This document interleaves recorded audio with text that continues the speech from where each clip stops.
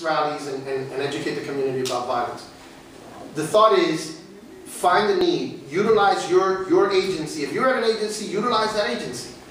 Find out, listen, what are we doing outside of what we're getting paid for? Outside of what the grants that we get, outside of the money that we have, what else are we doing for the community just because we're here?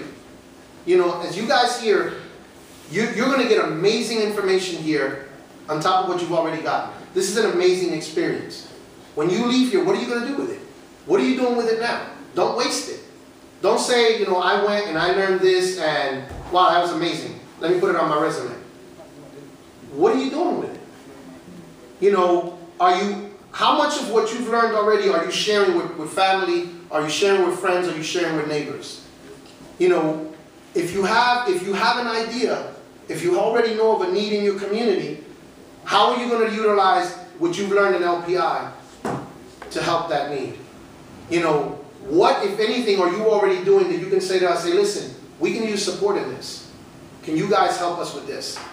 We have a food drive going. We have a coat drive going. We have a, you know, we want to go feed the homeless. We want to go, you know, outreach to the addicts.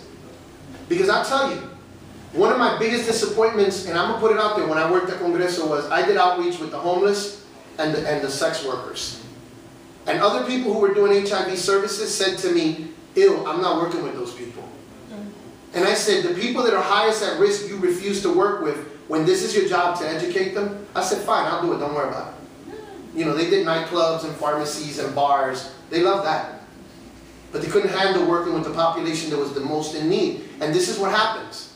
And we see it every day where people walk by a homeless person and they don't see that person was a father or mother, somebody's son, somebody's daughter. All they see is, ay, que asco. You know, they're disgusting. And this is something that, you know, I did addictions for 13 years. One of my saddest cases, a man comes in to me and says, I need help. I said, okay. I went through his history. He was 18 years in the military, had a wife and 3 kids.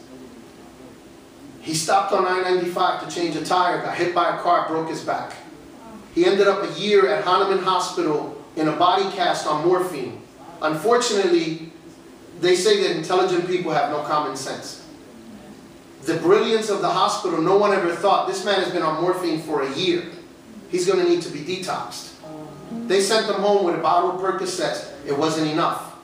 Yet Diablo, being who he is, introduced him to somebody who gave him a bag of heroin. He was off to the races. When he came to me, he had been on the streets 3 years. Military discharged him. He lost his wife. He lost his house. He lost his kids. He lost everything. He wasn't homeless because he was, you know, living in the streets and he decided he wanted to be a junkie for a living. He became a casualty that got lost in the system and nobody gave a crap about. You know, there's a lot of people out there who, for medical reasons, ended up on the street because they lost their jobs, because of mental health issues. So everybody that's homeless is not, you know, there because by choice. So we need to stop looking at people like animals and realize that they're people. You know, so whatever you guys have it up here, put it on paper. Whatever we can help you with, by all means, reach out. Whatever if you want to offer services and we're going to do something and you want to come out and be a part of it, by all means. But we need to stop meeting and talking and doing nothing else. But in a nutshell, I know y'all like been here for a while. Occupy El Barrio is the thread and not the cloth. Whatever organizations y'all have going on in y'all communities, whatever y'all doing in y'all communities, we want to be a part of it. We want to help y'all out. Whatever y'all doing, we want to help. The only way it's going to work is if we all pull together. And this is what Occupy El Barrio is about. So whatever the cloths y'all have, Occupy El Barrio is just a thread. And together we can change this community. So. Yeah.